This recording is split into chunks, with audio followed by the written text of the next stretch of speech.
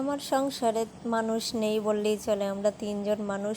তো ময়নার পাপাও বাইরে বাইরে থাকে ওর কাজ দিয়ে, আর আমার ছেলে সারাদিন ওর মতো একা একা খেলতেছে, দৌড়াদৌড়ি করতেছে, আর আমি আমার মতো। আর আমার যখন যা ইচ্ছা করতেছে তাই করতেছি, যখন যা রান্না করে খেতে ইচ্ছা করতে তাই করি, আমার কোনো ঝামেলা নেই। তো হঠাৎ করে ইচ্ছে করলো যে একটু হাঁসের মাংস রান্না করে খাই। তো আমি মাংসগুলো সব ধুয়ে সুন্দর করে পরিষ্কার করে নিলাম, তারপরে আমি সব মশলা এখানে বেটে নিচ্ছি। আর আমরা যেহেতু বাটা মশলাই খাই, গুঁড়া মশলার মধ্যে শুধু হলুদটাই খাওয়া হয়, আর বাকি সব কিছুই বাটা মশলাই খাই।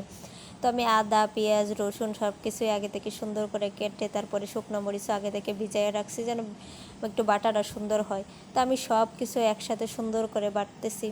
তো আমার ছেলেও আমার পাশে এসে বসলো যে মাম্মা আমাকে একটু ফোন দেবে, আমি একটু ভিডিও দেখবো। তো ওর পাপার ফোন নিয়ে আসছে আর বসে বসে কেক খাচ্ছে। তো বসে থাক পাশে, আর আমি আমার মতো কাজ করি, ও টুকটুক করে সারাদিন আশেপাশে ঘুরতে থাকে। তো সব মশলা আমার বাটা হয়ে গেছে, এবার আমি সব কিছু দিয়ে সুন্দর করে মাংসটা মাখায় নেব। আমার কাছে এভাবে মাখায় রান্না করতেই ভালো লাগে। আর আগে আমি এভাবে একদমই মশলা বাটতে পারতাম না, প্রথম প্রথম যখন বিয়ের পরে এখানে আসছি একদমই বাটতে পারতাম না, হাত দিয়ে ধরতেই পারতাম না। এখন আমার একদম অভ্যস্ত হয়ে গেছে, আমার এটা দিয়েই ভালো লাগে। শিলপাটার থেকেও বা ব্লেন্ডার থেকেও আমার মনে হয় এটাই আমার কাছে বেশি ভালো লাগে, আমি এটা দিয়েই বাটতে একদম অভ্যস্ত। তো আমি সব কিছু দিয়ে সুন্দর করে মাংসটা ভালো করে মাখায় নিচ্ছি, আস্ত রসুন দিয়েছি, আলাদা করে পেঁয়াজ বাটা, আবার আস্ত পেঁয়াজ, সব কিছু দিয়ে সুন্দর করে মাখিয়ে এরপরে বসিয়ে দিলাম ইন্ডাকশানে।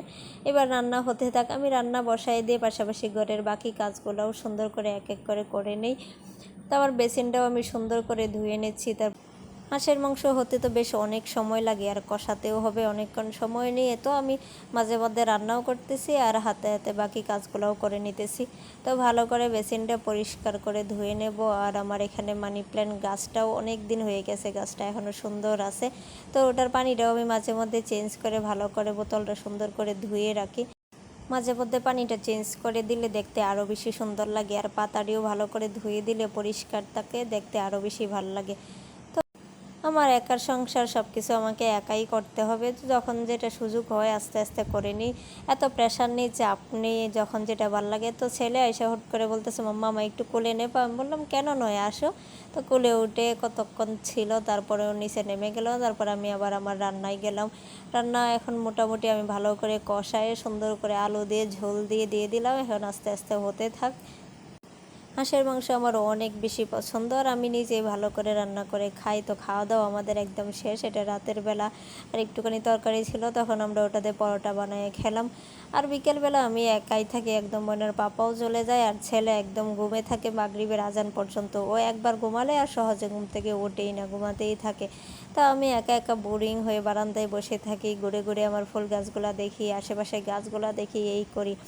আর যা কাজ থাকে টুকটাক সেটা করি, আর বেশি সময় আমার শুয়ে বসেই কাটানো হয়। এভাবেই চলছে জীবন, ভালোই চলতেছে, খারাপ না। যদিও একার সংসার, তবু শান্তি আছে, ভালো লাগে। নিজের যখন যা ইচ্ছা তাই করতে পারি, কোনো বাধা নিষেধ নাই, কোনো সমস্যা নেই। এইভাবেই কাটতেছে আমার দিনগুলো, আমার সংসার জীবন।